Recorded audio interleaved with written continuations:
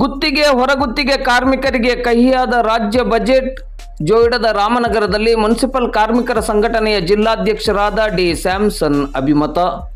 ಕರ್ನಾಟಕ ರಾಜ್ಯ ಸರ್ಕಾರದ ಮುಖ್ಯಮಂತ್ರಿಗಳಾದ ಸಿದ್ದರಾಮಯ್ಯನವರು ನಿನ್ನೆ ಮಂಡಿಸಿದ ಬಜೆಟ್ನಲ್ಲಿ ಗುತ್ತಿಗೆ ಹೊರಗುತ್ತಿಗೆ ಮುನ್ಸಿಪಲ್ ಕಾರ್ಮಿಕರ ಕಾಯಮಾತಿ ಪ್ರಸ್ತಾಪವಿರಲಿ, ಇಲ್ಲವೇ ಅವರನ್ನು ನೇರ ಪಾವತಿ ಅಡಿಯಲ್ಲಿ ತರಲು ಸಹ ಮುಂದಾಗದೇ ಇರುವ ಕಾರಣ ಗುತ್ತಿಗೆ ಹೊರಗುತ್ತಿಗೆ ಮುನ್ಸಿಪಲ್ ಕಾರ್ಮಿಕರ ಪಾಲಿಗೆ ಈ ಬಜೆಟ್ ಕಹಿಯಾದ ಬಜೆಟ್ ಆಗಿದೆ ಎಂದು ಕರ್ನಾಟಕ ರಾಜ್ಯ ಮುನ್ಸಿಪಲ್ ಕಾರ್ಮಿಕರ ಸಂಘಟನೆಯ ಜಿಲ್ಲಾಧ್ಯಕ್ಷರಾದ ಡಿ ಸ್ಯಾಮ್ಸನ್ ಅವರು ಅಭಿಪ್ರಾಯಿಸಿದ್ದಾರೆ.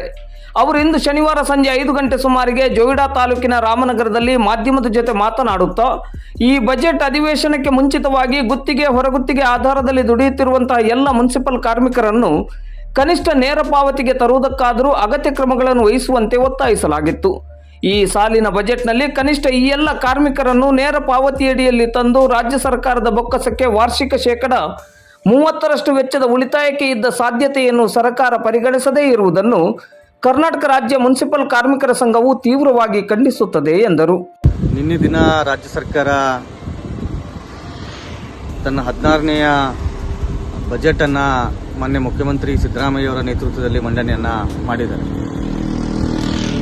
ಬಹಳ ಆಶಾದಾಯಕವಾಗಿ ಕರ್ನಾಟಕ ರಾಜ್ಯ ಮುನ್ಸಿಪಲ್ ಕಾರ್ಮಿಕ ಸಂಘಟನೆ ನಿರಂತರ ಹೋರಾಟದಿಂದ ತುಂಬ ಆಶಾದಾಯಕವಾಗಿ ಪೌರ ಕಾರ್ಮಿಕರು, ನಗರ ಸ್ಥಳೀಯ ಸಂಸ್ಥೆಯಲ್ಲಿ ದುಡಿಯುವ ಎಲ್ಲ ಗುತ್ತಿಗೆ ಕಾರ್ಮಿಕರನ್ನು ಕಾಯಮಾತಿಗೆ ಒತ್ತಾಯಿಸಿ ಹೋರಾಟಗಳನ್ನು ನಡೆಸ್ತಾ ಬಂದಿದ್ದೀವಿ. ಮತ್ತು ಮೊನ್ನೆ 6ನೇ ತಾರೀಕು ರಾಜ್ಯಮಟ್ಟದ ಹೋರಾಟಗಳನ್ನು ಕೂಡ ಮಾಡೋ ಮುಖಾಂತರ ರಾಜ್ಯ ಸರ್ಕಾರವನ್ನು ಒತ್ತಾಯವನ್ನು ಮಾಡಿದ್ವಿ.